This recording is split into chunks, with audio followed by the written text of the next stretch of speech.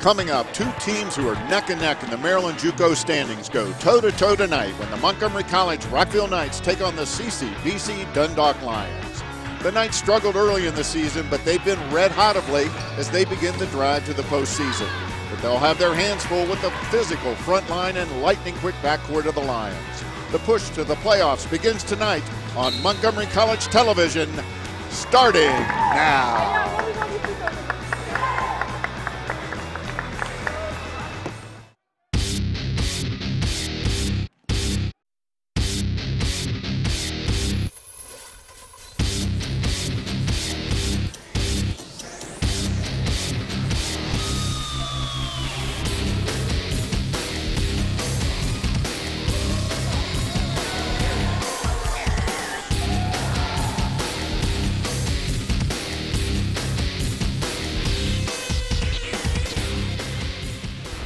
From the Rockville campus of Montgomery College in Rockville, Maryland, Montgomery College Television is proud to present NJCAA Women's College Basketball with the Montgomery College Rockville Knights taking on the CCBC-Dundalk Lions.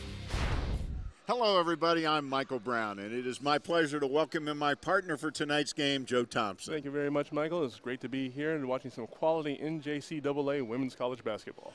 Well, you know, Joe, tonight is a very important game for both of these teams. The playoffs are looming, and to build momentum at this point in the season is really essential. Now, as we both know, Rockville really struggled over the first half of the season. But since the new year, they've been clicking.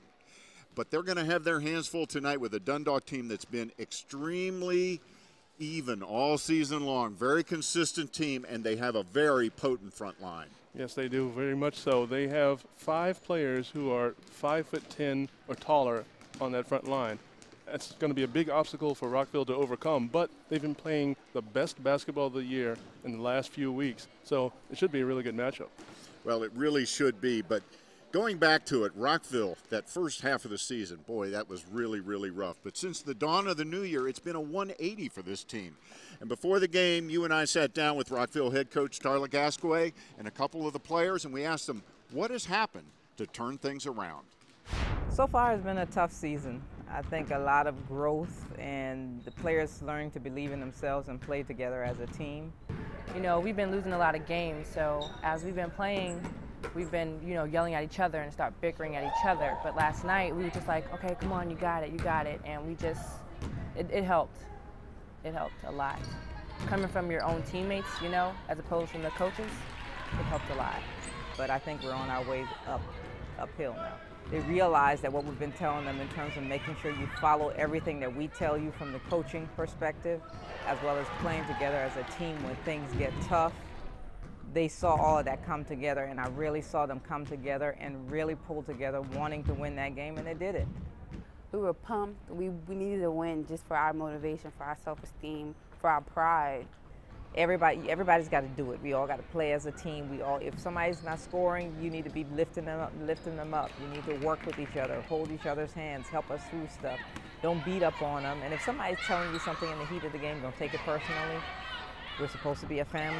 We need to play as a family, come together as a unit. I tried to show them the fist perspective, that if you make a fist, it has much more force than if you put your fingers out. It's 5 separate fingers. You can break your hand that way.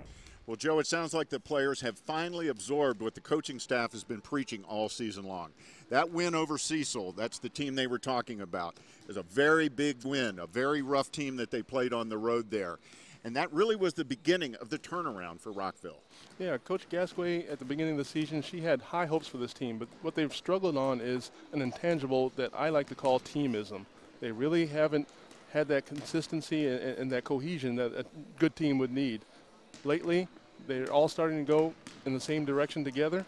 They're starting to win now. So that is what they need to look forward to moving on in the season. But tonight's game is going to be a real test for them. This Dundalk team is very balanced, a lot of strong players on this team. We're just a couple of moments away from the opening tip, so let's take a quick look at some of the keys to tonight's matchup. The first key to the game is play in the paint. This game matches up some of the best post players in Maryland JUCO, and scoring in the paint, inside defense, and rebounding are all very important to win this game. Second is free throws. foul shooting can be a big factor in the game between these two very physical teams. Rockville only shoots just over 50% from the free throw line, and that could turn out to be their Achilles heel. Third key is team play. As we alluded to earlier, Dundalk has been consistent all year, while Rockville started slowly and has picked it up as of late. The team which rallies around each other the best has a great chance of winning a very even matchup. So which of these red-hot teams is going to come out tonight? Can Rockville maintain their recent run of success, or will the imposing front line of Dundalk have their way? We're just moments away from finding out, so stick with us. Joe and I will be right back with the starting lineups and the opening tip after this.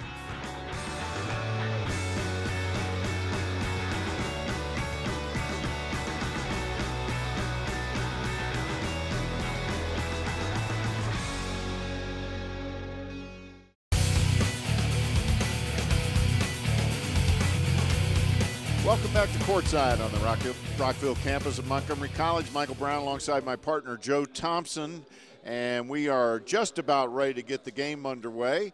And you see our three officials for tonight. We've got Yolanda Williams on the left, Greg Tolson in the middle, and Stephen Barksdale is on your right. Those will be our officials for tonight's game. It's a quality crew right there, Michael. Very experienced crew, and we're just about ready for our national anthem.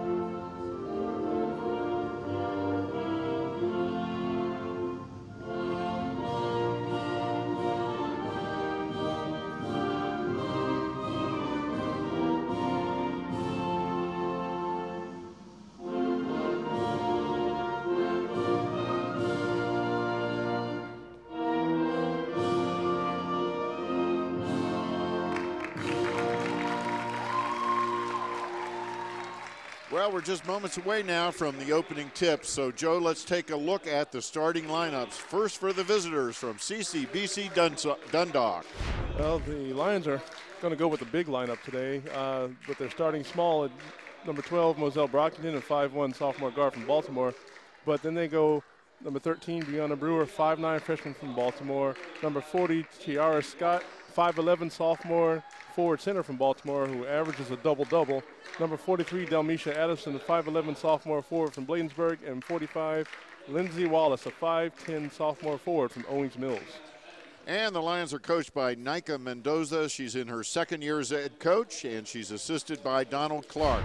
The Lions athletic administrator is Dave Mincer, and their trainer is Sin Sin Lin. Coach Mendoza utilizes a balanced offensive attack with 3 players averaging more than 10 points a game.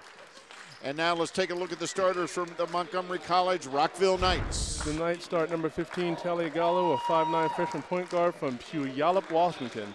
Number 23, India Hall, 5'11" sophomore forward from Kennedy High School, leads the team in scoring, rebounding, and block shots. Number 44, Sarah Chan, 5'6" freshman guard from Einstein High School, who's a Montgomery scholar and plays 2 sports here at Rockville. Number 50, Taisha Moten, a redshirt sophomore forward from Stafford, Virginia. And number 55, Samantha Callahan, a freshman forward from Bethesda. Rockville's head coach is Tarla Gasquay. She's in her 4th year as head coach. Her assistants are Michael McMiller, Ravilla McMiller, Robert Wilson, and tonight helping her out is Jamal Schools, who also is an assistant for the men's team. The Rockville athletic director is Veronica Franklin. Coach Gasquay runs a motion offense with opportunities to drive, draw, and then dish to an open player. Defensively, she likes to play zone mostly, but she likes to deny any entry pass the opponent tries to make. And the teams are coming out on the floor. We're just about ready for the center jump to get things underway. And if you can see these two teams on the shot we have here, you can see that Dundalk team, they're imposing. They have a lot of very tall women. Rockville's going to have to really battle underneath to fight that height disadvantage. Dundalk in red, Rockville in white. We've got Tiara Scott going up against India Hall, and the tip goes to the Dundalk Lions. That's Moselle Brockington with the ball. Gets it in low to Delmisha Adamson. Back out to Brockington. And there's Brewer's shot off the mark. Gallo chases it down for Rockville. First Rockville offensive possession. Talia Gallo, a freshman. This is a very young team for Rockville. Stolen away there by Lindsay Wallace. And Sarah Chen tried to get an entry pass down low, but she got that ball stolen. A good defense, team defense from CCBC Dundalk. And that's stolen away by Taisha Moten. That is one of her specialties, Joe. Yeah, she does. 3.8 steals a game. She's 7th in the NJCAA in Gallo, steals. nothing but net for the first 3 of the game. She's a good three-point shooter for this team, and that's a good start for Rockville. Had a couple of game highs this year of 15 points.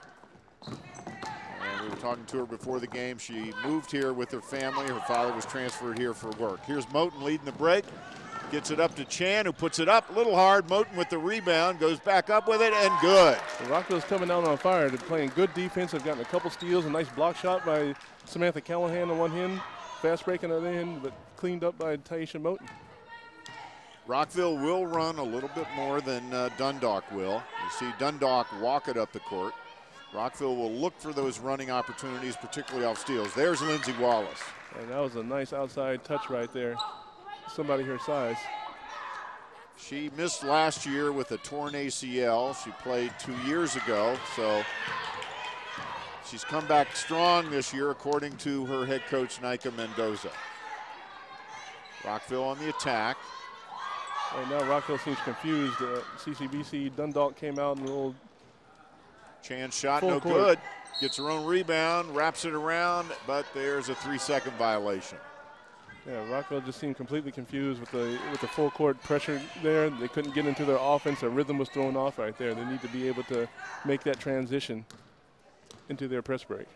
They've got Brewer playing the other guard, so they're going big at guard with Brewer. There's an air ball, and Moten with the rebound. Aisha Moten, very talented player out of Stafford, Virginia. There's Callahan's shot off the back iron, no good. Rebound to Scott. Yeah, I'm not sure if that was the best shot selection. She had nobody underneath the rebound for that shot. And a little quick.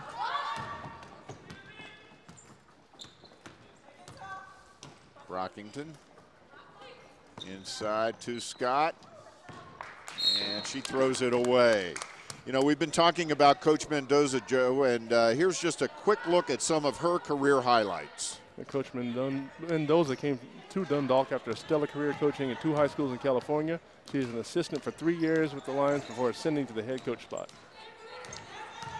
And back to action, 5-2, Rockville in front. Rockville moving the ball around, gets it in low to India Hall. She has it partially blocked by Tiara Scott, but Rockville will retain possession. And, Joe, here's a few of the many career highlights of Rockville coach Tarla Gasquet. Coach Gasquet played at the powerhouse women's basketball program at Duke University. She took 2 Knights teams to the Region 20 finals in her took the Knights to the Region 20 finals in her first season. And 2 seasons ago, she led the Knights to finish number 6 in the nation. And I think one of the more interesting things about Tarla is that she has 6 children. 3 of them are adopted. That is a big household right there. Boy, that's a big heart, too. Rebound to Sarah Chan, to Gallo, back to Chan. Good defense and a shot clock violation. I think they got it off just in time. They didn't stop play on that one, but Rockville didn't recognize with the air ball that they had to get the shot before the shot clock went off.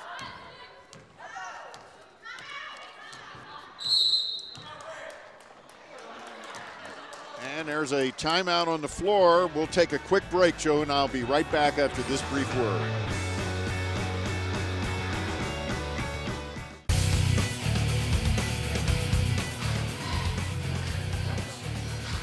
And welcome back to the Rockville campus of Montgomery College. Our score, Montgomery College 5, Dundalk 2, with just about 16 minutes to go in the first half. And while we have this opportunity, we'd like to mention in this game and other past Montgomery College athletic contests are available as podcasts at the Montgomery College Podcast Directory.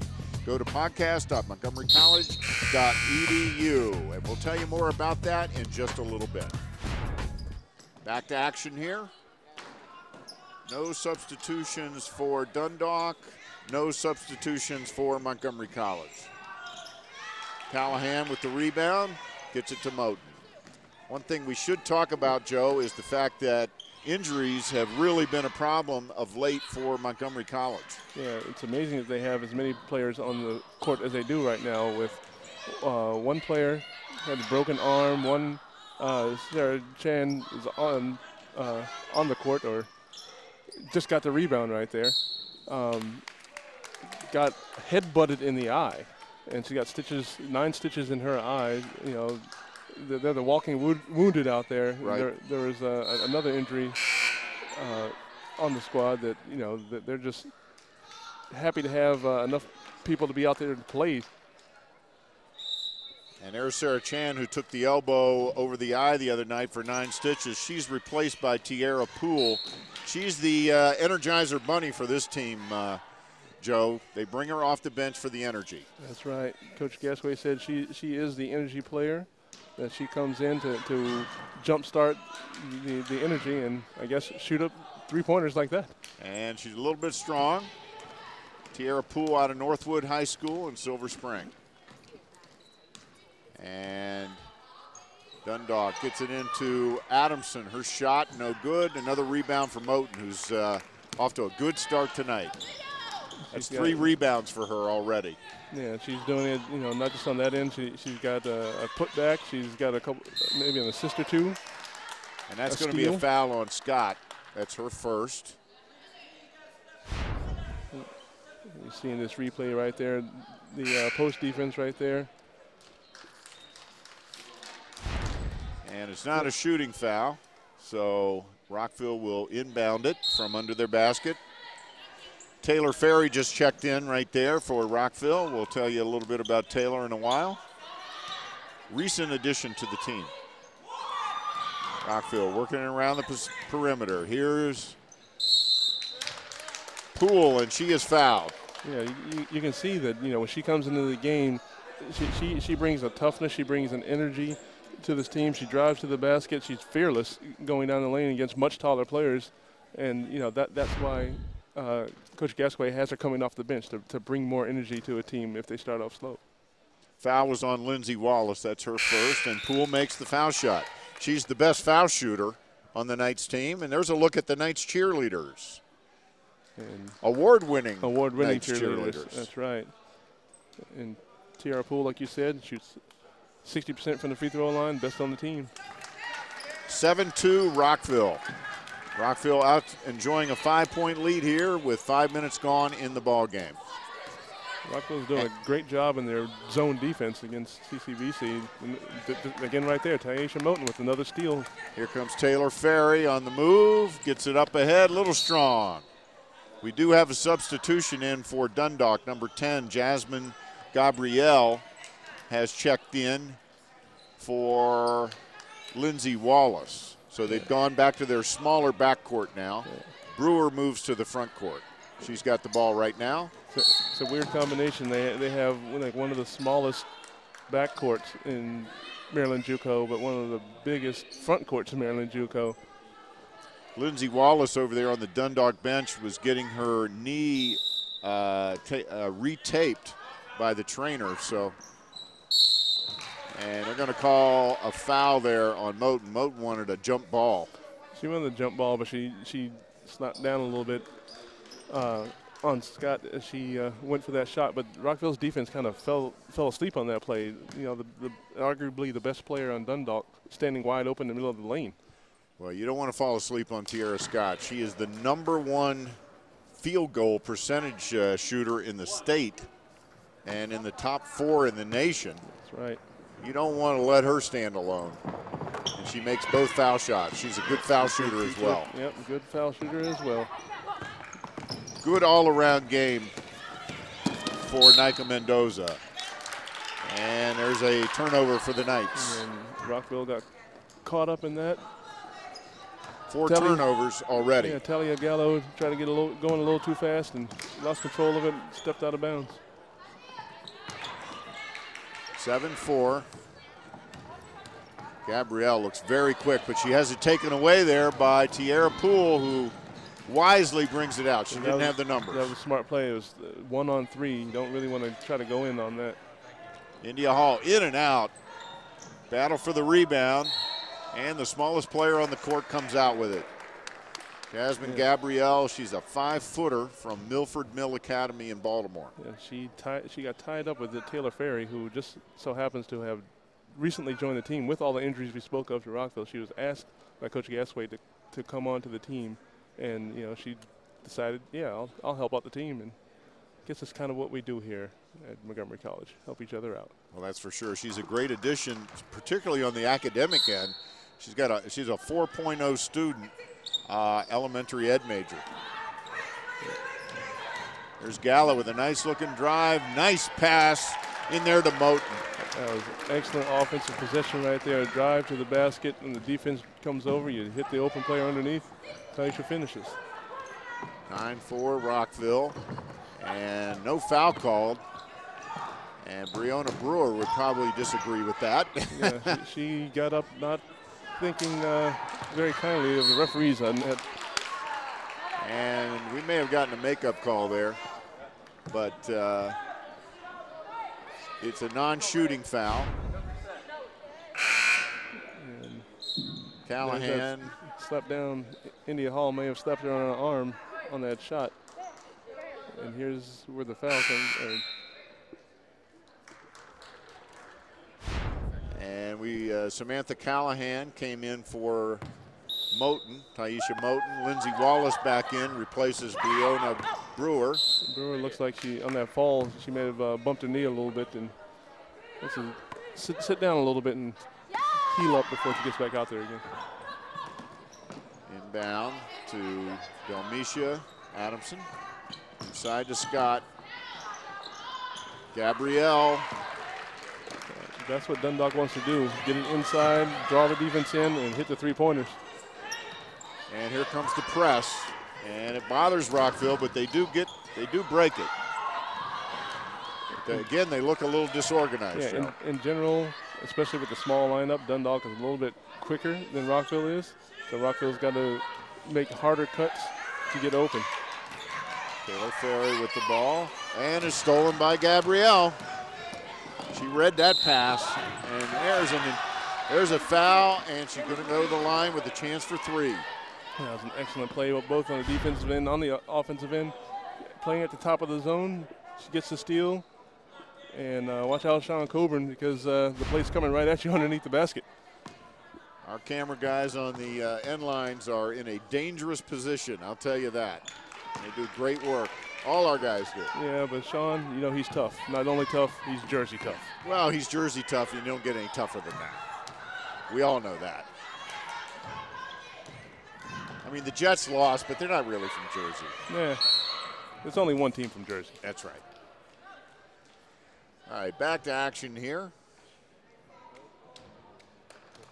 And Dundalk on a nice little run. They've taken the lead for the first time in the ball game, 10-9.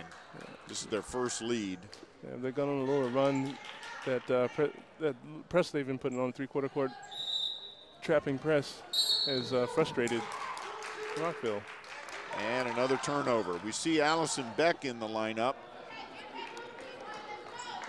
Allison Beck in the lineup for Rockville now, number 20. She was the one with the bad wrist. It turned out it's not fractured, but it's a very, very deep bruise. Yeah, she's got it all taped up right now, and she'll be able to play some, but I don't know if she'll be able to go for the full boat. Ferry with a heads-up tie-up there of Scott. She's trying to make up for her offensive foul on the other end by playing good defense on this end.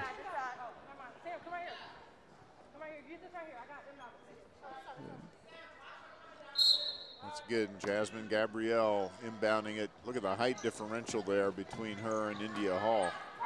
But they get it in. And there's a turnover. 12:22 to go in the first half.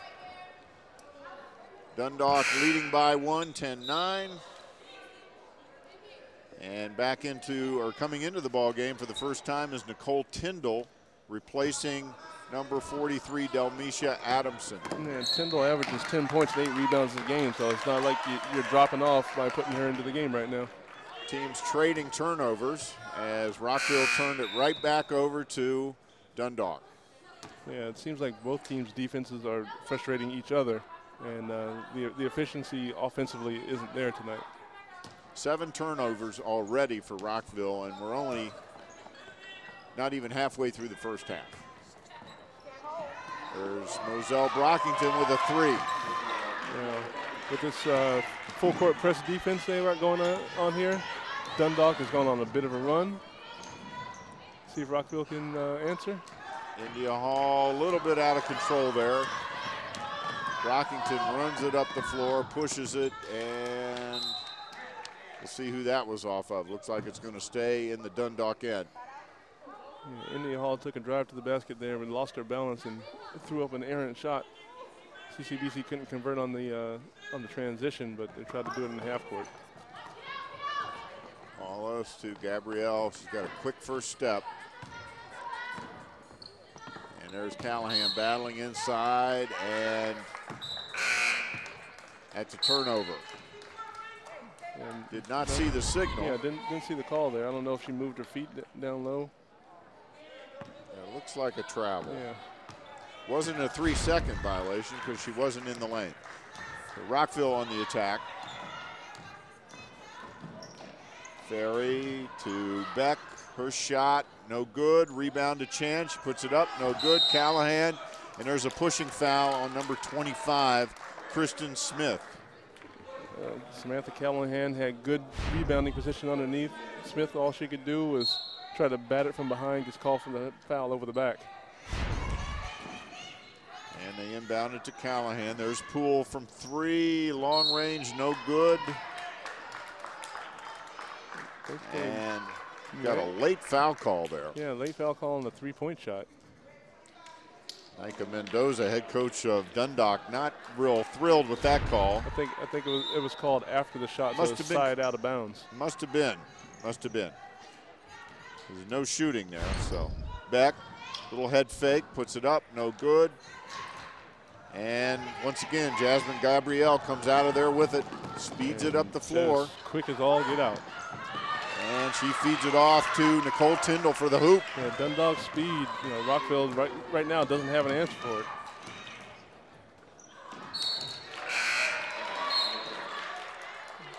Rockville is playing much faster than they want to play right now, and Dundalk's quickness on the court is overmatching Rockville. Taylor Ferry getting ready to inbound it for Rockville. Gets it to Poole. Poole's jumper is good. That breaks the Dundalk run. Yeah, Dundalk was on a pretty good run right there. Maybe 8 points or so. Easily. Rockville needs to have plays like that in order to keep the score even. There's Gabrielle's shot is off the mark. Ferry with the rebound. Pressure by those 2 quick little guards. Wow. Jasmine Gabrielle just flew into the scoring table, saving that ball. Yeah, it looks like she might have hit her wrist or her elbow on the funny bone. It seems like she might be all right, but right now it's stinging pretty good. See if we watch this effort. Look at that effort. Wow. Yeah. Those are the type of plays that any team needs to have in order to, have a good chance to win the game. To have that type of energy defensively just really helps, and, got them a 6-point lead at this point. That's what you call a hustle play. That's the definition of one right there. There's Sarah Chan from distance and makes it. Good shot. The Montgomery Scholar schools a cat in the basket right there. She's a Montgomery Scholar, which is a very prestigious academic group here at the college. There's a travel on Charmaine Hickman, who was just checked in for the Lions. Talia Gallo comes back in for MC, and she replaces Taylor Ferry. Taylor Ferry put in a few good minutes there, a couple of turnovers, but a couple other good plays. Sarah Chan been playing with more confidence lately, which is what Tarla Gasquet was looking for.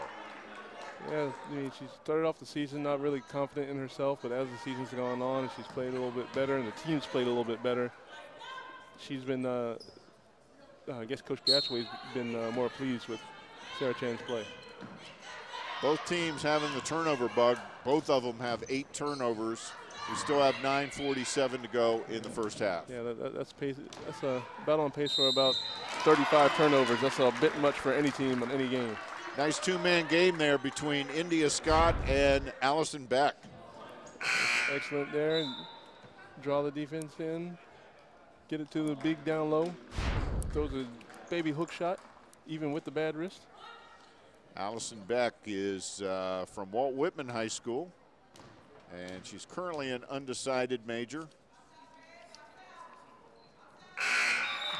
She averages 5.7 rebounds per game. She's sometimes a little turnover prone, but otherwise she's a good player for the Knights. And she can shoot either inside or outside, and of course with her height, she throws teams off when she goes to the outside and shoots it a little bit. Very versatile. Gabrielle. There's Brewer who's back in. Her shot is short, and it's Rockville's ball. So Dundalk had crept out to a 5-point lead. Rockville's cut it back down to 1, 17-16.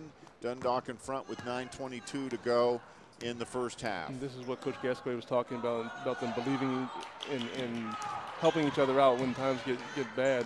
You would be earlier in the season, they'd never recover from this, but now they're playing that much better because they're playing more together. Chan, good rebound by India Hall, and she is fouled on the putback attempt. Chan threw a little bit of an air ball there, but India on the backside was able to corral it, try to take it up strong, draw the foul. India Hall is one tough customer. Yeah, and look at the end of that play, when she got fouled, it looked like the Dundalk player ran into her, I guess, surgically repaired knee. And so she's wincing a little bit on that knee, even though it's in a brace. She's had 2 ACL tears. She had one her senior season in high school, and then she had one before her first season here after a redshirt year. So she's missed 2 out of her last 3 years with ACL tears, and it's still not 100%, she told me. No, she still has some soreness in the quad from that injury. The rebound there. Tiara Scott chases it down. Gabrielle's shot is off the mark, and India Hall has the rebound. India Hall also in there got a blocked shot, and she averages 1.3 blocks a game, which is 9th in Maryland JUCO and 27th in the NJCAA. So she is an intimidating defensive player as well as a solid offensive star. Stolen away by Gabrielle again, who's had at least 3 steals. There's Brewer, up and under, no good. Brockington with the rebound, inside low to number 22, Nicole Tindall for the easy basket. Yeah, Rockville was slow getting back on defense on that one. Even though they missed the first shot, they were able to get back inside with almost uncontested shot. 8:12 to go in the first half. Dundalk up by 3. Here's Poole. Back out to Gallo from 3. Short, but India Hall right there for the rebound. Blocked. Battle for the ball. Nicole Tindall, 1.3 blocks a game. She just blocked 2 right there. She's already above her average. And there's Tiara Scott converting at the other end. So the Lions have crept it back out to a 5-point lead. Yeah, just steady play right now. And Gallo almost with a blind pass. Stolen away by Tiara Scott. Up ahead to Brewer, who takes it all the way. Good. No foul call. And we've got a timeout on the floor. We'll take a quick break. We'll be right back with more action.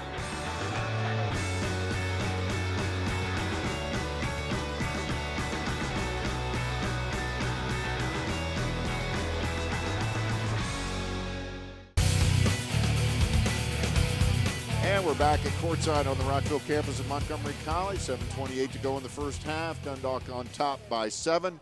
And Joe, did you know that Montgomery College has their own YouTube channel? Michael, you bet your knickers I did. Our viewers can visit the Montgomery College YouTube channel at www.youtube.com/Montgomery College to watch and learn about some of the great things happening here at Montgomery College. When you get to either the MC YouTube channel or the MC Podcast channel, you'll find numerous links to MC TV programs like the past soccer, basketball, baseball, and volleyball games that we've done. And you can also view lots of other shows that we produce like State of the Arts, MC Green, Food for Thought, and many more. Once again, that's www.podcast.montgomerycollege.edu and www.youtube.com/Montgomery College. Great ways to see college programming, Joe. Very much so, Michael. And Coach Tarla Gasquay, she called that timeout because on the other end, on the offensive end, when they had that turnover, Allison Beck, once the ball was turned over, instead of running back to play defense, she was kind of just fretting, you know, and mad at herself, which is something that has plagued them this year. And Coach Gasquay wanted to call timeout, get them over there and say, hey, calm down, you know, help each other, you know, get through this little rough spot. We can win this game. Well, like she said in the pregame package, you know, you got to play as a team. We're a family. You got to play as a family. You got to pick each other up. You know, if somebody's not scoring, you got to help them out. If somebody makes a turnover, you got to help them out. There's Poole, drives all the way. She has it blocked. That's right, Tierra Scott blocking another one. 7th in Maryland JUCO block shots. I mean, the height difference between the two is so much that, you know, it's almost inevitable that something's going to get blocked every once in a while in there. Yeah, Tierra Scott she does it all really for Dundalk. Right. Both teams are just, you know, giving the ball away. It's like a hot potato between the two. You know, one team turns it over and turns it back over to the original team. 6:40 to go in the first half. Poole brings it down the floor. Gets it to Gallo. She's being pestered there by Gabrielle. Callahan loses the handle, but Poole comes up with it. There's a jumper. It's blocked. And here comes Dundalk on the run. But Talia Gallo hustles back to get it.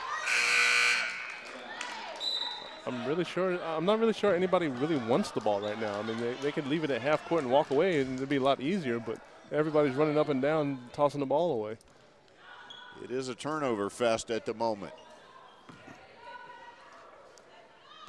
And Taylor Ferry back in now. Looks to me like Coach Gasquay is trying to find the right answer at the moment at guard. Those two little guards from Dundalk are causing a lot of trouble out there.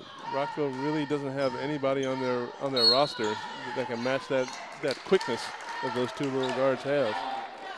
Gabrielle and Brockington are just, you know, little speed demons out there just running around, and they're outrunning and outracing Rockville just about every time down the court. They're very quick. They're like two small bookends there for Dundalk, but they have wreaked havoc so far here in the first half. There's Brewer. Jump shot, no good. Callahan with the rebound. Callahan with a good box out right there. But here's Nicole the pressure. Tindall. Here's the pressure from Dundalk. Look out behind, and the pocket is picked, but this time Hall comes up with it. This defensive pressure is really causing problems for Rockville. You got the small, quick players out front. Ferry from 3. But not quick enough to get out there and guard that shot. Boy, that was from way out there. Right. Coach Gasquay said she's a really good shooter. I mean, almost as good a shooter as she is a student with the 4.0. And there's a foul. And Brewer will be going to the line. Yeah, Brewer's been playing with a lot of energy and a lot of gusto in this game, both offensively and defensively. She's at the point in their 1-3-1 defense and getting a lot of steals that way. Shows good speed out on the court also. Yeah. And you can see here, gets open for a three-pointer, nobody rotates over. Jasmine Gabrielle kind of made a half-hearted effort at it, but didn't really try to contest that very well.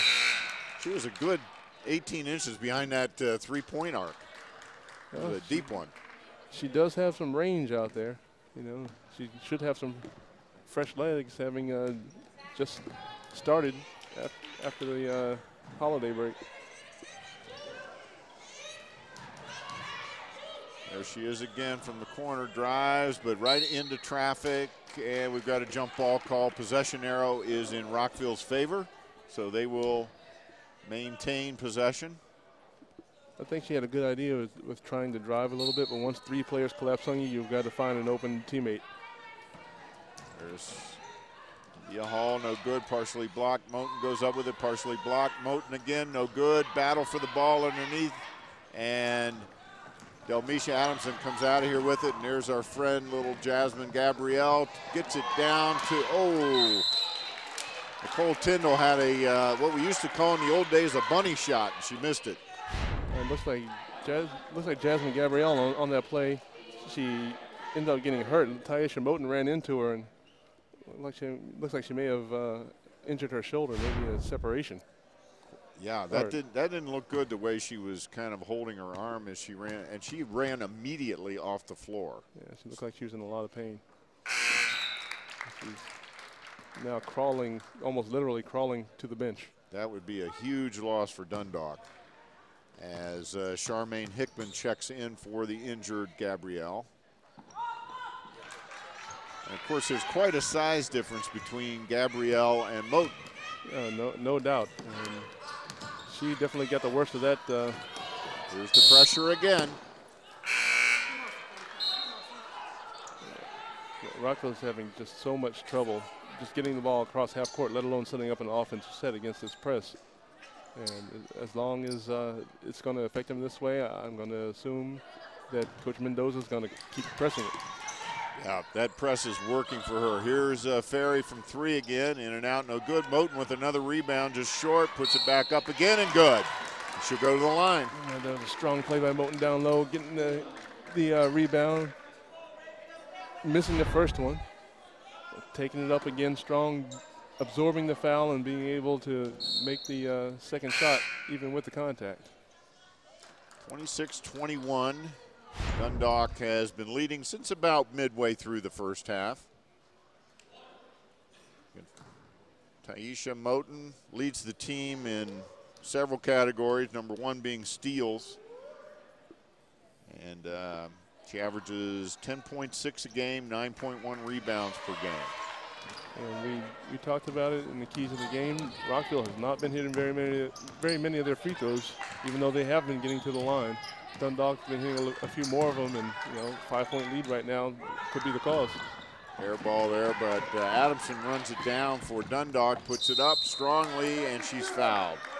Taylor Ferry came from behind. I don't think she meant to do it, but she's in the wrong place at the wrong time, got the foul call. Trying to see what's going on over there on the Dundalk bench with Gabrielle. She's up and around. Still holding that shoulder, though.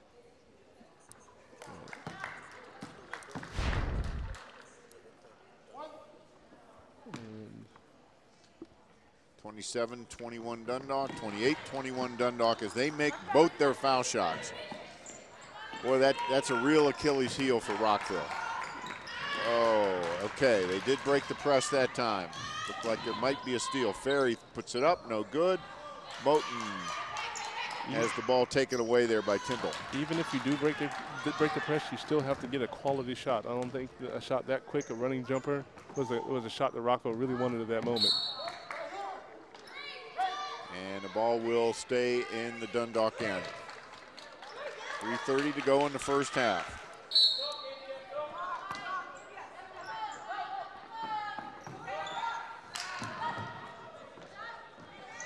Rockington from way outside, no good. Adamson runs it down. She puts it back up, a line drive that somehow finds the bucket. That was a quite interesting leg kicking double pump jump shot there, but finds its way to the bottom of the bucket. And Rockville once again stymied by the press. They do retain possession, but it breaks up what they had going. Yeah, they had India Hall wide open underneath the basket but couldn't get her to the ball. I mean, that pressure, they've got to be able to make better passes to be able to get those open shots. Gallo from 3. That one, I think Dundalk just fell asleep. Didn't recognize the shooter out in the wing. That's her second 3 of the game. 30-24, Dundalk on top. And that's a kick ball. Rockville will retain possession. Taylor Ferry thought she was Adam Vinatieri on that one, I think. Into Adamson, who's becoming much more assertive. Blocked by Moten, they call a foul. Yeah, I and a number of people in the crowd behind me thought that was a clean block, but the referees saw it differently. May have had a little acting there. Maybe so, but you know, if it convinces the referees, that's all you need.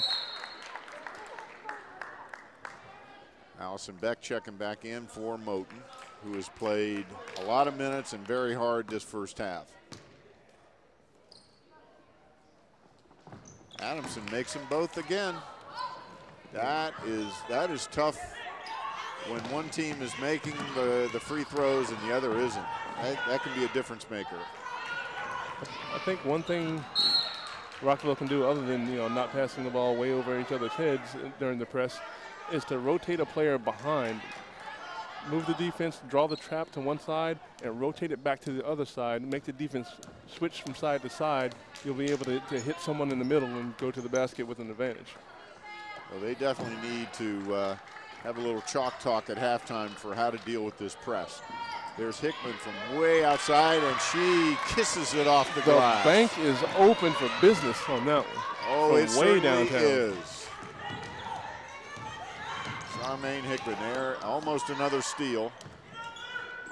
And another turnover by the Knights. And 2:09 to go in the first half. the type of passes that the Knights are making right now, I mean, before we talk about that, here's just 3 off the glass right there. That was way off the top of the square up on the glass. She had the touch. But the way Rockville's passing right now is exactly what Dundalk wants them to do. Adamson no good from the corner. And Beck with the rebound. No pressure this time by Dundalk. They are enjoying an 11-point lead with 1:44 to go in the first half. Beck with a little spin move, no good. And India's shot, no good. And here we go. And another turnover by Dundalk. It's good transition defense by Allison Beck. Tiara Scott was out in front on the break, but Beck was able to recover and knock that ball out of bounds.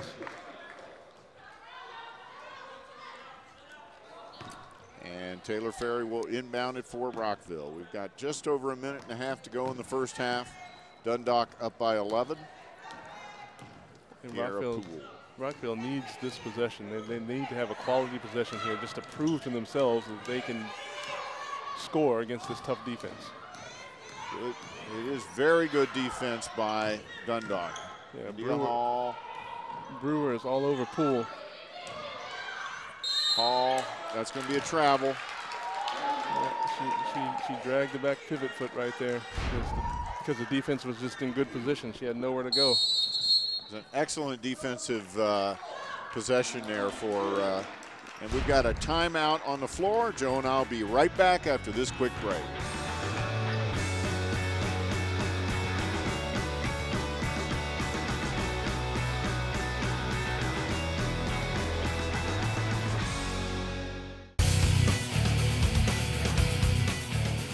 Welcome back to the Rockville campus of Montgomery College. And Joe, we've been talking all game long about Tarla Gasque and the success of her career here. But I think the accomplishment she's most proud of is how many of her athletes have gone on to play at four-year schools. Now here's a quick look at just a few of the players that Tarla Gasque has sent on to the next level. Yeah, if you look at the top of that list, former Knights scoring phenom Melissa Weitzman is now a senior and playing for St. Francis College in Brooklyn, New York. At MC, she was an All-American, and she led the nation in scoring. Also, Frances Waters finished her collegiate career at St. Andrews Presbyterian College in North Carolina. She was also on the St. Andrews Presidential Honor Roll, so she is a true Scarlet athlete. And after earning All-American honors at Montgomery College, Tiffany Williams then had a stellar career at Hampton University and then went on to play professionally in Europe, was selected as the 2007-2008 Hungarian Pro League Most Valuable Player. And it's evident that Coach Gasquet can definitely coach them up, both academically and athletically. That's quite an impressive list. Given that she's only in her 4th year as head coach, that's quite an impressive list. No doubt. And Dundalk working around the perimeter. There's Brockington, nothing but a net. Just good ball movement right there. And again, on every made basket, they're putting that press on, and it's definitely working in their favor to do so. Hall, Beck, no good. Ferry fights for the rebound, comes out with it to Poole, who drives into the timber, and she is fouled and goes down hard. Not only fouled, I think she might have been mauled a little bit on that one. Yeah. Between two different players, between Breonna Brewer and Tiara Scott. She drives the lane, and I guess there's Charmaine Hickman in there too, so they could call the foul on any one of those 3 players. Luckily, the police are nowhere to be found. Otherwise, we might have an arrest on our hands after that one. You never know. It's quite the mugging. She makes her first. I think one of the problems that Rockville's been having is even if they do press the break, or break the press, I'm sorry, they are settling for all these jump shots, these 15, 18-foot jump shots. They're not doing a very good job at driving to the basket. I mean, that play right there, excuse me, Tara Poole was able to drive to the basket and draw a foul. Then you get it inside. They got 2 very good post players. Get it inside, draw some fouls, and get to the line or get some high percentage shots down low. Turnover there by Dundalk was on a backcourt violation. Rockville with 16 turnovers, Dundalk with 11. It is quite the turnover-prone game today. Neither team's going to want to write home about that one, as we've got 12 seconds to go in the first half. Rockville would like to get off the last first shot, but instead they turn it over. And again, Rockville's just not able to get anything out of the half-court set. 7 seconds left to go. See what Dundalk can do. 5.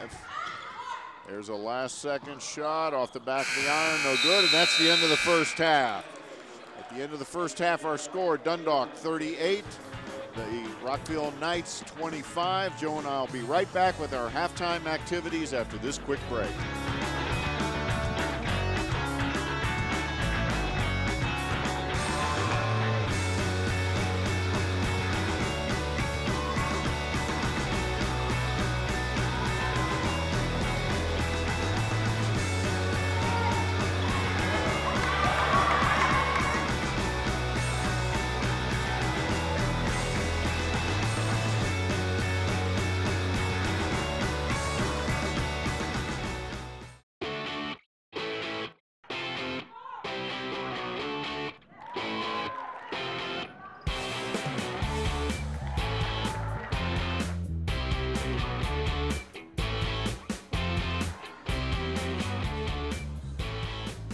Welcome back to Courtside on the Rockville campus of Montgomery College in Rockville, Maryland. Michael Brown alongside Joe Thompson, where once again our halftime score, the Dundalk Lions leading the Rockville Knights by 13, 38-25.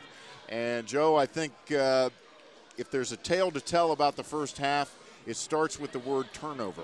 Oh, it definitely starts with the word turnover. And Michael, the turnover margin right now, Rockville has 19 turnovers to 11 for Dundalk, and that is translated for Dundalk, which is a much quicker team than Rockville. It's really turned into a race to the other end, a race to the basket, where they've gotten so many points off of those turnovers in this game. Rockville has not done a good job against the press, which Dundalk has put in after every made basket, I should say.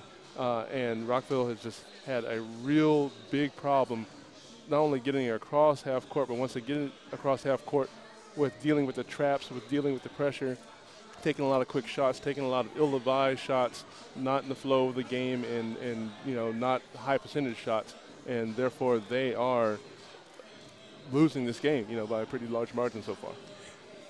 Well, let's take a look at some of the first half stats, if we could. Here we go. Again, our score, of course, 38-25, Dundalk in front. Yeah, you can see from a field goal percentage standpoint, the game is pretty even, including three-pointers, but you know, the rebounds, Rockville is leading, which is somewhat keeping them in the game, but turnovers have been, like you said, the story of the game. Rockville's turning over way too much. That is for sure. And I think if we had to pick an outstanding player of the first half, it would have to be Jasmine Gabrielle from Dundalk. She was a game changer. When they she was not a starter. Nope. When they brought her in off the bench, all of a sudden, everything changed with the game. Oh, certainly it did. She brought such energy, such speed, and increased intensity to their defense that Dundalk was able to capitalize on Rockville's mistakes, passing and dribbling up the court, motoring down the other end, making layups or passing to her teammates for them to make layups. And you know, another thing that I want to mention is we talked earlier as one of the keys of the game was free throw shooting. Dundalk 9 for 10 from the line today, where Rockville is 4 for 7. Not only is Dundalk getting to the line more, but they're making them when they get there. Well, that is for sure. And we're going to look forward to the second half. We're going to look to see what kind of adjustments Rockville's head coach Tarla Gasquet can make to somehow handle this press. We're going to find out what happens. The second half is just moments away. Stick with us. We'll be right back.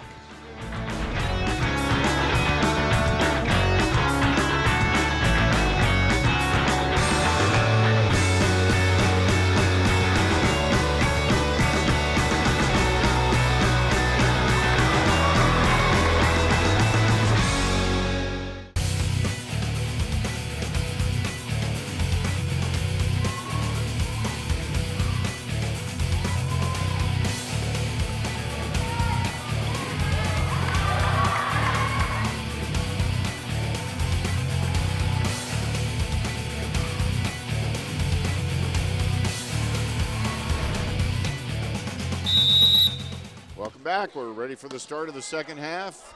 Dundalk inbounding and on the attack. And we'll see if we can't reset their lineup. There's Brewer, Adamson with the ball, back to Brewer. She puts it up off the back of the iron, no good. Callahan with the rebound for Rockville. And Rockville had a really good defensive possession to start off the second half to see if they can turn around their offense the same way. Gallo, Chan, Hall, Callahan, and Moten in for Rockville. That's the original starting five. Wallace, Adamson, Tierra Scott, Brockington, and Brewer, the original starting five for Dundalk. So we have both original starting fives back in there to begin the second half. It wasn't a good shot by Chan, but it was a good idea, taking it to the basket instead of settling for the outside shot. That's what Rockville needs to do second half. 38-25.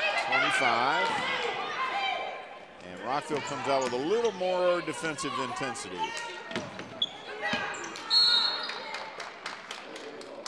Double dribble call there.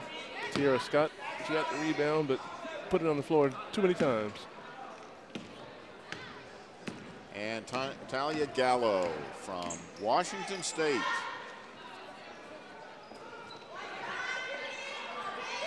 Long way from home. There's Sarah Chan from the corner, a little hard, off the rim, no good. Put back is no good. Rebound to Brewer, who speeds it up the court and lays it up and in.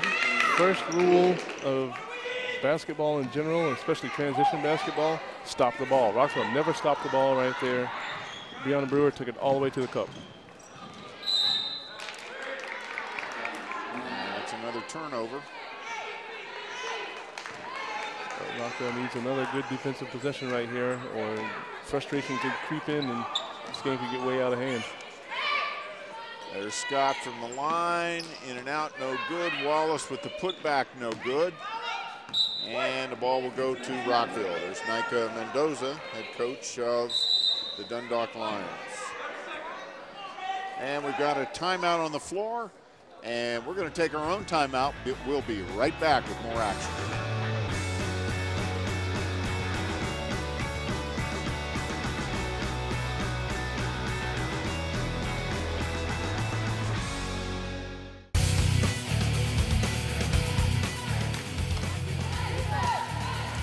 Welcome back to the Rockville campus of Montgomery College. We're underway here in the second half, and this timeout is brought to you by the Montgomery College Facebook page. Visit the Montgomery College Facebook page and become a fan today. Get real-time answers to your questions and provide us with feedback that can make a difference. Connect with your friends and instructors, make new contacts, and find out what's happening on your campus. That's facebook.com/Montgomery College. Facebook, a great way to stay connected with friends, family, professors here at the college, instructors, staff members, coaches. It's widely in use around campus here. And as Montgomery College is a technology leader throughout junior colleges throughout the country. No question about it. We try to stay on the cutting edge of all the social networking. Knights have yet to score here in the second half. They have 17:59 to go in the ball game, 40-25. And there's Callahan. She puts one up, no good. India Hall's really battling in position against Tiara Scott down low. She wants the ball. Their teammates are just unable to get it to her.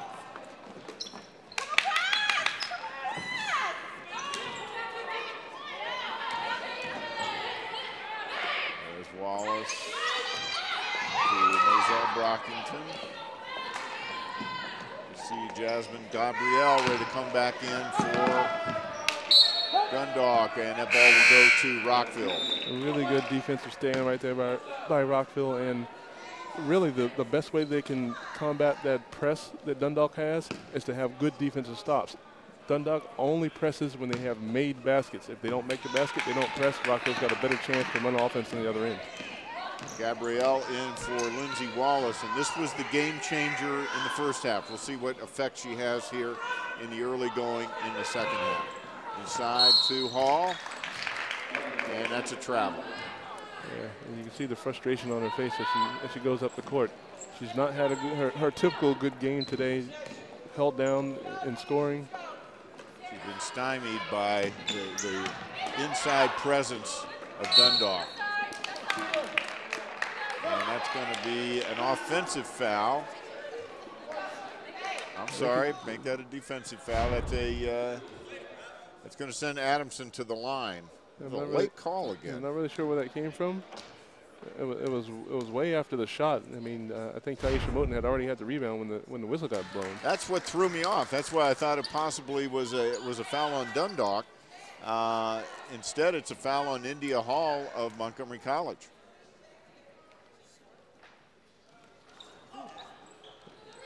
And again, the frustration is showing with India. She didn't block out at all. She didn't even give it an effort in blocking out on that last free throw. Luckily, Dundalk missed the shot. Moten drives, puts it up, uses her body well to shield the ball. Taisha Moten being the senior-most member of this team, a redshirt sophomore. She's been here. This is her third year on campus. Just took it upon herself to say, hey, I'm going to go to the basket. I'm going to take it to the cup. I'm going to get the foul. She did not play last year. She had a bad ankle injury, missed the entire season, and she makes her foul shot.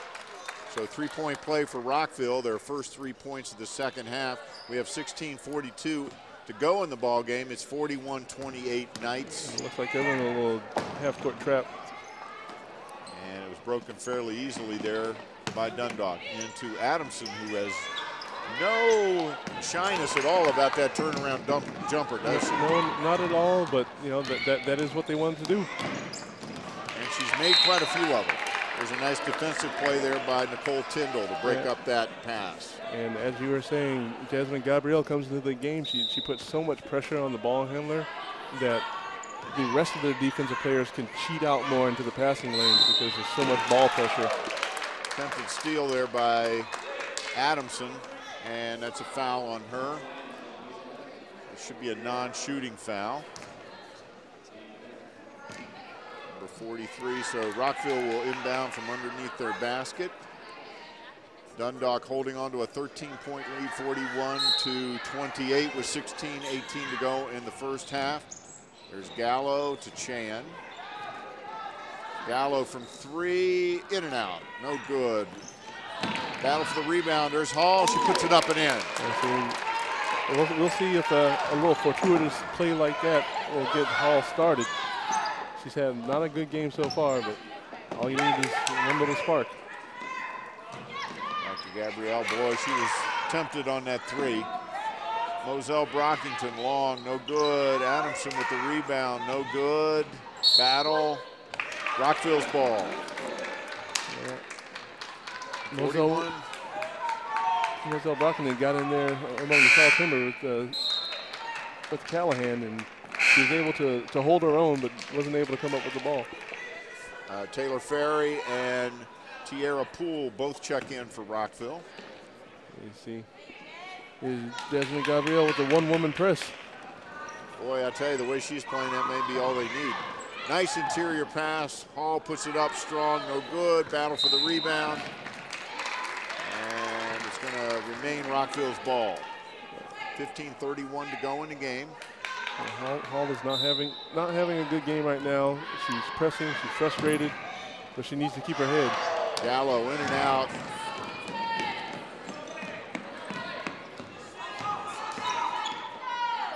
There's Jasmine Gabrielle. This is from the top of the key. And good defensive play there by Moten to knock it away. Quick hands of Moten, again, one of the nation's leading thieves. I guess that word thieves. She's good at steals. Yes. That's the way I'd say it. Yes. She averages almost 4 steals a game. Another turnover, good defense. India Hall being able to A little more pressure. They're going to call a reach-in foul there on Gabrielle. Again, she's been a little bit of everywhere this game. A little water bug out there, bouncing all over the court. She got a little too much arm in there, not enough ball. You're trying to reach in to get that steal. Non-shooting foul. And number 25, Kristen Smith, comes in for Nicole Tindall for Dundalk. There's Hall down low. She is pushed and pushed hard. And that's going to be a foul. Again, I'm thinking that Coach Gasquet, this is one of the key things she wants to do coming in from halftime, is get India Hall involved more. She really didn't get many shots in the first half, didn't get looked at, didn't get many passes. She wants to get her more involved in the game. She's a leading scorer. They want her to get going because it gets the rest of the team going. Yeah, that's a big key. They need to get her involved offensively. She's a strong player, but she's going up against some really tough post players for Dundalk. Nice rebound put back by Moten, and she draws the foul. Great effort by Taisha Moten, slicing in there on the free throw, getting in good position, and going up strong with it, drawing the foul, getting to the line. That foul could have been either against Kristen Smith or Adamson. That was just an experience play. Taisha Moten. A little strong off the back. She is a physical therapy major here at Montgomery College, and we've got a timeout on the floor. Joe and I will be right back with more action right after this.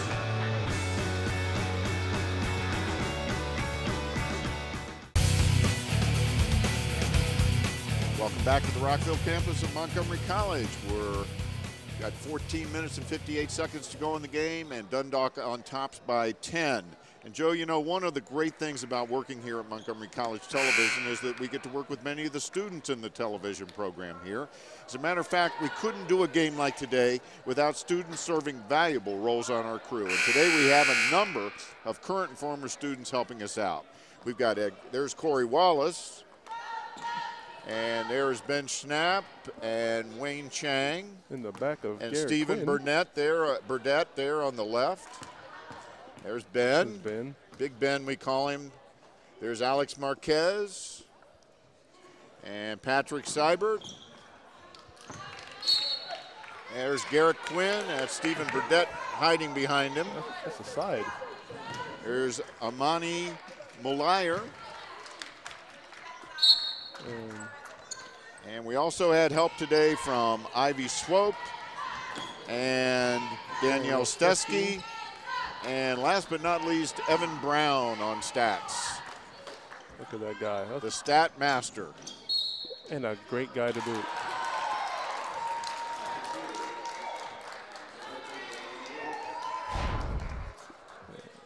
And Brianna Brewer. Dundalk back on the line. Brianna Brewer drives down the left side, takes the abuse, gets it to bank off the glass. And makes her foul shot. 3-point play. Dundalk on top by 13 with 14:39 to go in the ball game. Gallo almost taken away there again by Gabrielle. Here's Poole driving. Gotten to a point in the game where Taisha Moten is bringing the ball up for Rockville because she's more able to break the pressure than even their guards are. And Moten puts pressure on the backcourt and causes a travel there by Moselle Brocking. Hey, turnabout is fair play when one team can press and disturb the other team. Hey, why don't we try it? There's India Hall off the mark, no good. And she rushed that shot a little bit, didn't have a handle on it before she shot it. Wide open, here comes Gabrielle, puts up a circus shot, goes on down hard. Comes up with a smile on her face, though. Yeah, I think that play was a little bit of the frustration of India Hall. She had a chance to step in and take a charge. Instead, she dropped the club down on Gabrielle. Well, she chopped that tree down. That is for sure. Jasmine Gabrielle averages almost 2.5 assists a game and almost 3 steals a game. No surprise there, Joe. I'm sure she's got a lot more than the 3 steals in this game. So here come the Knights, trailing by 15, and there's a turnover. Yeah, that's one of those plays where it backfires to have one of your bigger plays bring the ball up. Taisha Moten, a little carry, got the hand under the ball there. Just over 14 minutes to go in the game, and not quite sure what Gabrielle is up to. I don't know. Are they going 4 corners already? Okay, that was an interesting little, I'm not sure she knew where she was on the court for a second. I think they were trying to set up a play. They tried to run a pick and roll, but it was a good defensive stop, a good hedge on the screen by Rockville, and they didn't get the steal. As Gallo misses the 3, good rebound by Moten, and she just powers it back up to draw the foul. And again, Taisha Moten, she's been on the winning team. She's been on the team that was number 6 in the nation. She knows the type of effort that it takes in order for a team to be good and a team to win. And a play like that, a hustle play where she slices in from the baseline to get a rebound, that's the type of thing that Rockville's going to need to continue to do to win this game. She's got 6 rebounds in the game, and she's really kind of trying to put the team on her shoulders here in the second half, Joe, I think. Well, she's got plenty of room on those shoulders, especially where the stars are. Got the stars going on. 2 for 5 from the line so far today. Of course, the Knights have been working on foul shooting. Coach Gasquet told me they worked on it all throughout practice, not just at the beginning or not just at the end, but she'll put little foul shooting drills all throughout practice. It doesn't, you know, it takes more than that sometimes. Moten with the block, gets it out to Gallo. And looked like on that play, Brianna Brewer got a little bit nicked up there. Guess who came out with the steal? Another steal for Gabrielle. She saves her own turnover. Gets it to Brockington, who puts it over Allison Beck. There's only about a foot difference between the two of them, and she makes it. Yeah, that shot went up so high, I think it might have brought rain. There's a couple drops on the top of my head. Poole drives, puts it up, and it's good. Yeah, that was just a tough basket right there, because another one of those, I'm shooting it over somebody who's about 8 inches taller than I am. Got away with a travel there. So here they are. I think you're right, Joe. They're trying to set up some sort of a pick and roll play, some sort of a set play. Just unusual to see them set up for it that way. A high pick and roll. Here's Adamson down the lane, out of control, no good. Almost smashes into our cameraman there, Garrett Quinn. Yeah, Garrett is north of Jersey Tough. Another Jersey Tough guy. There's Moten. who I said is trying to take things into her own hands here for Rockville. That time she didn't quite get it to go. And there's almost an intentional foul by Gallo on Brewer. Yeah. She was. I mean, it was a clean play. She didn't intentionally try to harm her or anything, but she was just so far behind the play that all she could do was slap down and try to stop her from making the easy layup. Just trying to interrupt that shot, which she did successfully. Drew the foul and goes to the bench. Breonna Brewer. And her shot is up and good. Charmaine Hickman now checking in for Brewer. Sarah Chan back in for Rockville. And now we've got full court pressure here. The press is on again, the made baskets. Taylor Ferry beats the press. And there's a push from Hickman. Yeah, she's a little bit too aggressive running up the court, using her forearms, using her body. That's the 7th team foul for Dundalk, so Rockville will be shooting the penalty. Taylor Ferry out of Covenant Life High School in Gaithersburg. 4.0 student here at Montgomery College. Wants to be an elementary education major. Well, I'm gonna assume that she's gonna be a pretty good role model for some very young children in the near future. Met her before the game. Very nice young woman. Little pressure from Rockville, and Hickman can't handle it. Rockville dives on the floor. Chan and Ferry both, and it's a jump ball, and Rockville retains or gets possession. The arrow is in their favor. That was a good defensive possession right there. Good hustle for Rockville. Poole, we have 11 minutes, 36 seconds to go. Poole puts it up. No good. Rebound to Gabrielle, who powers it up the court. Always in control, even though she plays at top speed. And there's Kristen Scott with a nice little bank shot on the turnaround.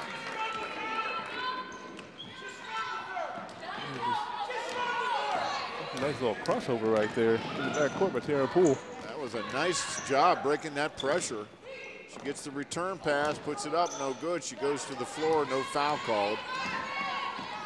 When you're 5'1" and you're trying to shoot over somebody who's 5'11", it makes it a little bit more difficult. There's Al Brockington with it. There's Hickman, and she loses control. Paul comes, gets the rebound, gets it out to Allison Beck. Here's Hall, clean path to the lane, but there's Gabrielle to knock it away. When have you ever said that before? I'm telling you, she's all over the court. She's just been flying around. She crashed into the scores table over there. She jumped out of bounds almost to her own bench. You see right there, she's sliding across the court. I mean, I know one thing for sure she's leading her team in, and that's floor burns. That's floor burns, no doubt. But gutsy little player. Taylor Ferry pulls out and hits a long-range jumper right there. Maybe Rockville can use that to get some momentum here. Chan with the steal. Ahead to Scott, to India Hall. Looked like a travel. She got away with it. Didn't get away with the second one, however. Yeah, and she is frustrated. She's very frustrated. She has not had a good game. She's a lot better player than what she's shown today. Could be that knee is bothering her, or the quad that has also bothered her because of the weaker knee. I mean, could be all that. She's also said that she needs to work on her conditioning, and right now she was there with her hands on her knees trying to get some air. But you can't take away from Dundalk. Dundalk has plenty of quality players out there who are playing very well right now, and pretty much are overmatching Rockville. Yeah, their defensive pressure, Rockville has just not been able to solve that. And they're taking better shots than Rockville. Very much so. I mean, at the beginning of this half, Rockville was driving to the basket, trying to make things happen. You know, in the last 6 or 7 minutes, Rockville reverted back to some of those 15, 18-foot jump shots that, you know, if they don't go, you don't have very much to rebound underneath the basket. 54-39, Dundalk on top with 9:38 to go in the ball game. Ball across court to Ferry. There's three and an out, no good. Back to Hall. She goes strong to the basket and puts it in. That's the type of player she is. She can mix it up inside, get a rebound, put it back in. Still anybody's game. And of course, Rockville hoping that shot by Hall starts a run. And battle for the rebound, Moselle Brockington, and tie up. Good play by Callahan to tie it up, but the possession arrow is in Dundalk's favor. Yeah, Rockville's got to do a better job of blocking out there to get defensive rebounds. And there's going to be a timeout on the floor with 9:02 left in the ball game. Joe and I'll be right back with more action.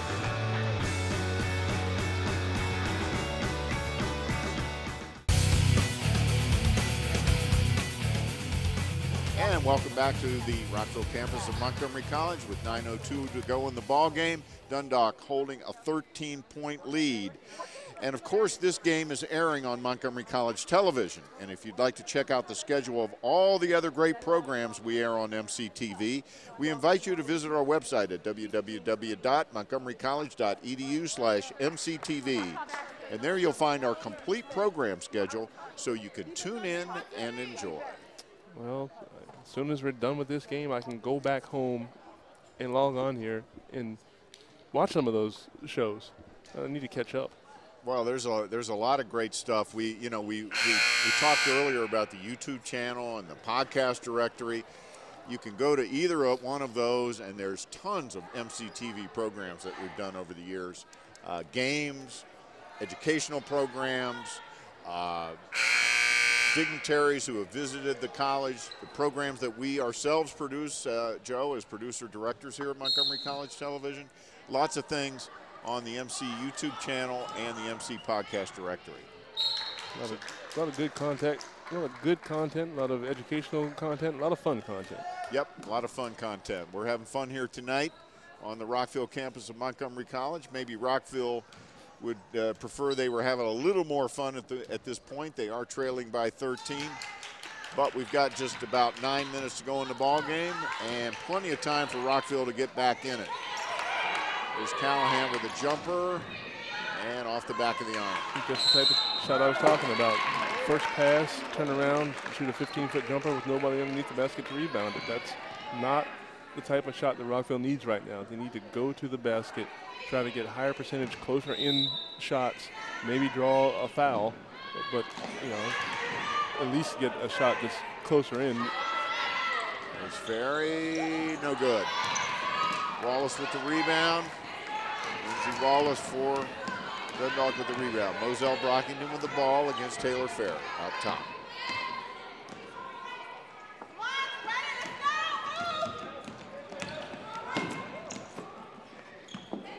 Moten ties up Gabrielle, and it'll go to Rockville.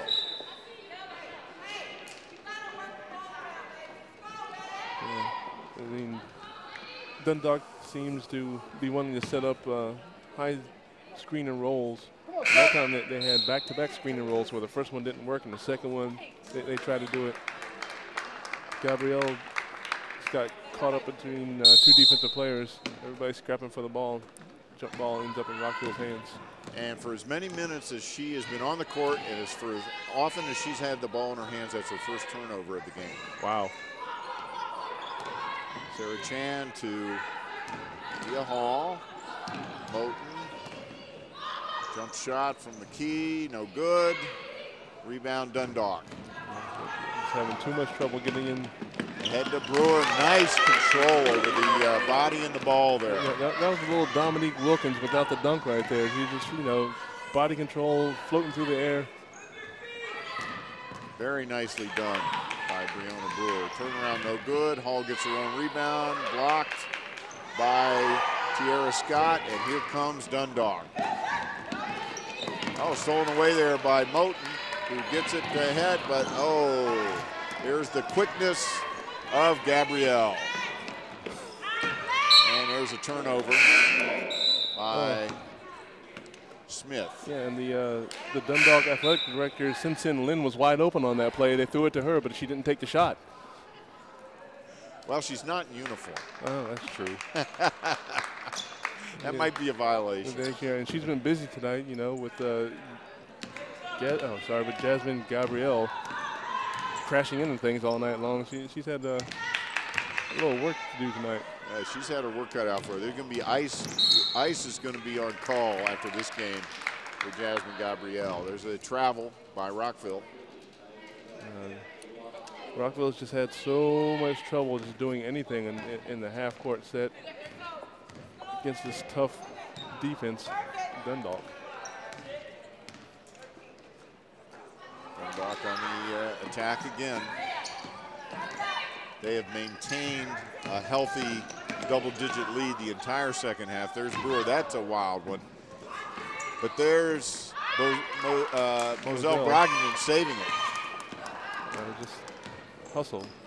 Pure hustle play. Yeah, the Dundalk team is just playing a little harder than Rockville.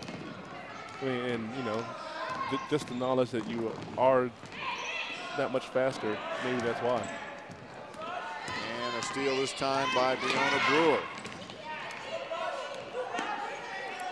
Turnovers have plagued Rockville the entire night, and that has been their undoing. Yes, and it's going to be interesting. It's going to be interesting to see at the end of the game whether they have more turnovers or points at the end of this game. Brewer gets it to Scott, avoids the charge on Moten, and Scott has an easy two. Frustration starting to really show on the faces of Rockville now with just over 6 minutes to go in the ball game. There's Moten, puts it up, and gets it to go. Tanisha Moten is really the only one on Rockville who's playing up to the potential and the skill level that she has. Everyone else is, you know, seen a lot of frustration in this game. Gabrielle over in the corner to Brewer, no good. Brockington, no good. Dundalk's just out hustling them again. Out hustling them on the boards.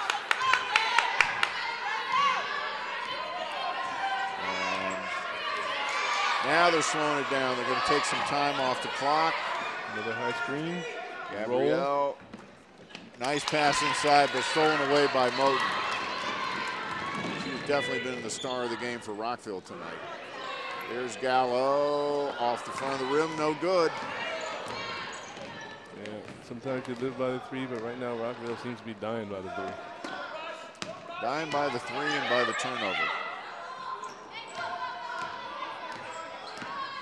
Now Dundalk has the luxury of working the clock every time down the floor. Just 4 minutes, 40 seconds to go. There's Gabrielle, slices through there. She's like Ginsu, she's cutting through everything. Wow, I'm very impressed with her. And then you just look at her defensive stance when she gets on the other end. Very intimidating even for a small player. Oh, she is a player. And we've got a timeout on the floor with 4:28 to go in the ball game. We'll be right back after a very short break.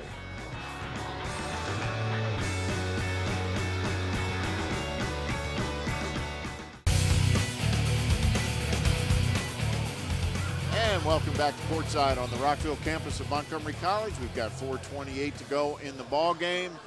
And the Dundalk Lions leading the Montgomery College Rockville Knights 60-43. It's really been all Dundalk since about midway through the first half, Joe. Yeah, I mean, as soon as they started pressing Rockville started turning the ball over and by the dozen, it seems. And they got into that zone.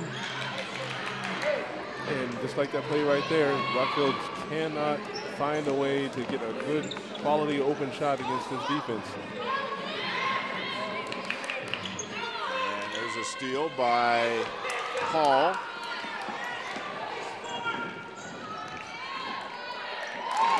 And a bucket for the Knights.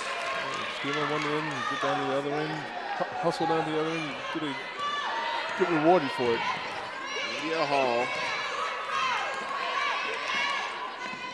There's Gabrielle. Whips it over in the corner to Brockington. 4-3. Another assist by Jasmine Gabrielle. She's got 4 on the night. You know, among so many other things she's done right tonight. Boy, she's been a lot of fun to watch out there tonight, no question about it. And rebound to number 22, Tindall. And she is fouled. Oh no, they're calling that a jump ball, sorry. Possession arrow goes to Dundalk. 3:25 to go in the ball game.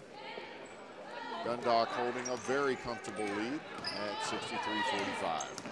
Gabrielle easily breaks the pressure, gets it to head to Brewer, who's had a nice game also. Puts it up, Scott with the putback. Scott's done yeoman-like work under the boards tonight. She definitely has, and you know, I don't think she's reached most of her averages tonight, but she doesn't have to because her teammates have done such a good job. They've had really balanced scoring tonight, I'd have to think.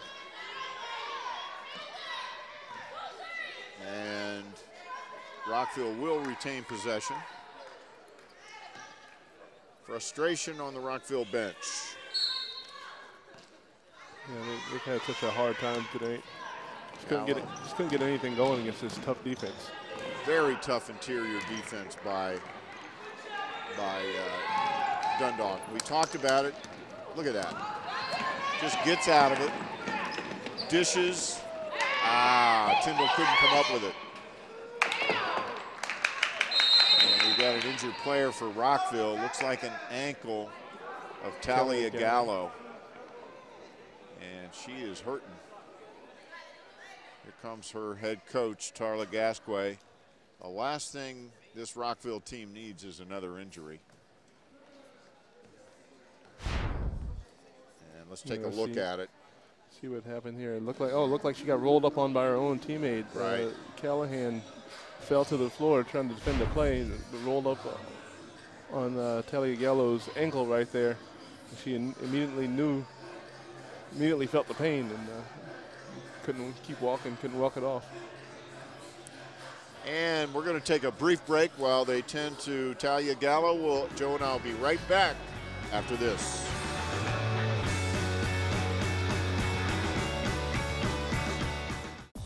Do you want to go to college but don't know how to apply to one? Or are in desperate need of financial aid? The EOC is here to help you. The EOC is funded by the U.S. Department of Education and provides free services to all Montgomery County residents. It doesn't matter what your story is, the EOC will help you now. The EOC helps with admissions, financial aid, academic counseling, career counseling, and preparation for the GED exam. Call the EOC and make an appointment now. The EOC will help you get into college.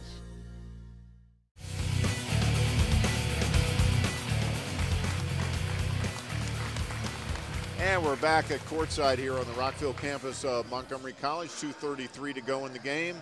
Dundalk enjoying a 20-point lead. They are now taking Talia Gallo off the floor. Her right ankle is definitely hurting.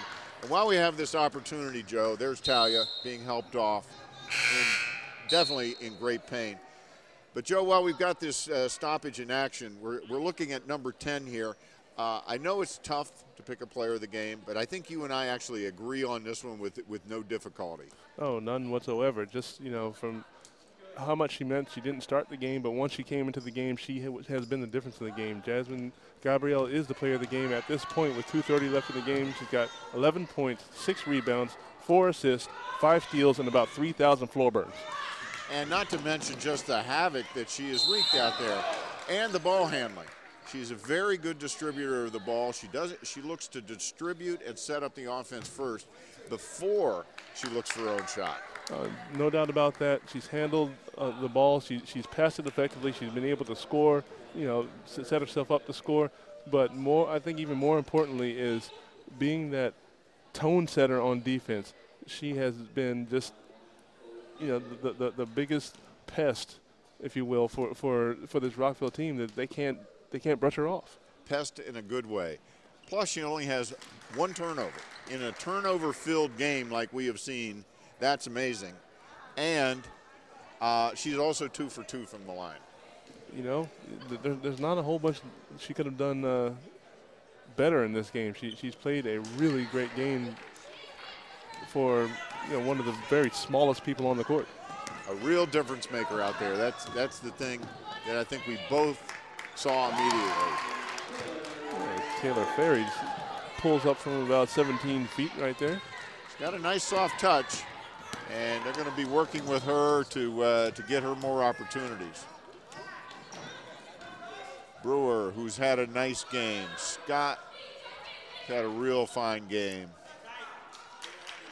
But here's our player of the game. Jasmine Gabrielle takes it down the middle. Oh, she missed that one. Ferry with the rebound, but she's right there with the defensive pressure. Yeah, she's been all over the place defensively. Rockville has not had an answer for her whatsoever. And Poole goes up, and she is fouled by any one of 2 or 3. Yeah. I tell you, Tyara Poole just has not given up. She's still taking it hard to the basket, still trying her best to get the ball in the hoop. Well, the scouting report on her was she attacks the hoop, and I think the scouting report was accurate. No doubt. And her first shot is off the mark. Okay. Just another indication of Rockville not being able to hit the free throws. She's 3 for 5 from the line tonight. And her second shot is off the mark. So she's 0 for 2 on that trip to the stripe. And 3 for 6 on the game, which is 50%, which is right near where Rockville as a team is. Just over a minute to go in the ball game. Dundalk on top by 20. There's a foul on Poole. Yeah, a little bit over-aggressive, possibly frustration, and that foul way out about 30 feet away from the bucket. And that'll put Breonna Brewer on the line. India Hall checking back in for Rockville. And India Hall walks into the game with a definite look of frustration on her face. Brewer is 3 for 4 from the line tonight. She's had a really good game today. I've been impressed with her speed, Joe. Yeah, a lot of athletic plays, rebounding, a lot of steals as she plays the middle of that 1-3-1 zone that they have. Getting out on the fast break and scoring. And just over a minute to go in the ball game. And they take the pressure off here. And that's a turnover. A moving screen. Samantha Callahan moving her feet while she was trying to set a pick on one of Dundalk's players.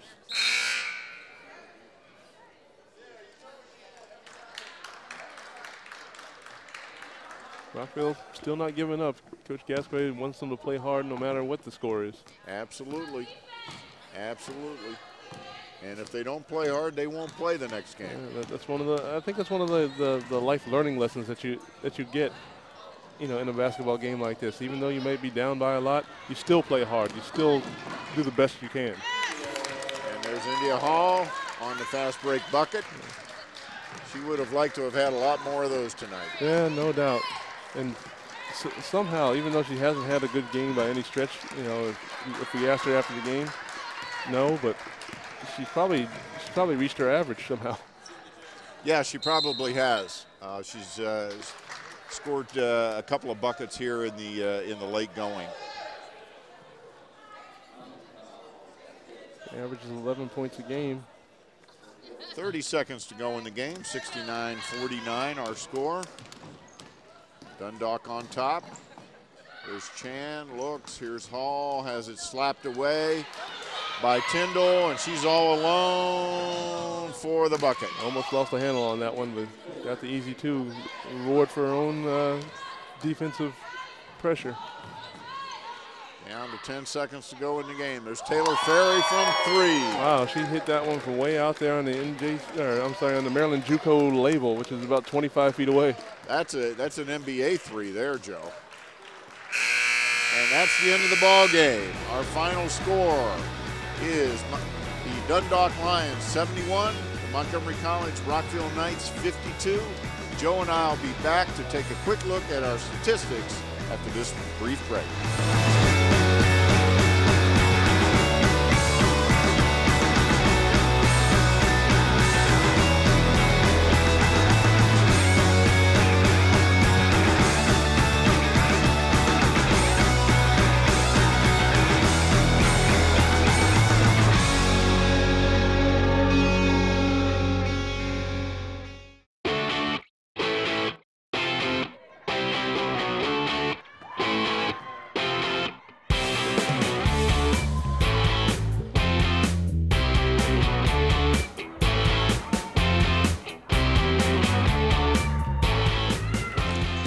Welcome back to Courtside on the Rockville campus of Montgomery College. Michael Brown alongside my partner Joe Thompson, where once again our final score, the CCBC-Dundalk Lions 71, the Montgomery College Rockville Knights 52. And Joe, really it was Dundalk's game from about the middle of the first half on. Yeah, Dundalk really decided to put some pressure on Rockville. They started pressing and that created a lot of different turnovers for Rockville that they couldn't handle. And even if they broke the press, they weren't able to get into the half-court offense and really do anything effective. They kept taking long-range jump shots instead of trying to get it inside to either Hall or Moten.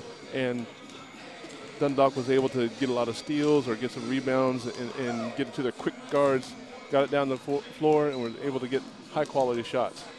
Well, and taking a look at a couple of the statistics that we have available to us at the moment, Dundalk won the rebounding battle, 39-32, no surprise there. They won the three-point shooting battle, 6 of 17 versus 5 of 20. They won the field goal percentage battle, and they won the turnover battle. Yeah, I mean, when you win just about every statistical category, most times you are going to win the game, and that's how it turned out this game. But it wasn't just, you know, from the statistical standpoint. I think the way that they played, the energy that they displayed in this game, and the intensity in which they played this game really threw Rockville off. Rockville was unable to match the intensity and the defensive pressure that Dundalk was applying, and therefore Dundalk was able to break out into a big lead and sustain it for a long, I guess, to the end of the game. And one last big statistic, they made 10 more free throws than Rockville. They were 19 of 22 from the line. Oof. That's excellent versus 9 of 18 for Rockville. Yeah, you can't do much better than that. No, you sure can't. And once again, that difference maker, yes. Jasmine Gabrielle. Yes, indeed. Great player. Boy, that is for sure. A lot of fun to watch. We hope you have all enjoyed the game tonight. Once again, our final score from the Rockville campus of Montgomery College in Rockville, Maryland. The Dundalk Lions 71, the Montgomery College Rockville Knights 52. And from all of us at Montgomery College Television, thanks for watching, everybody.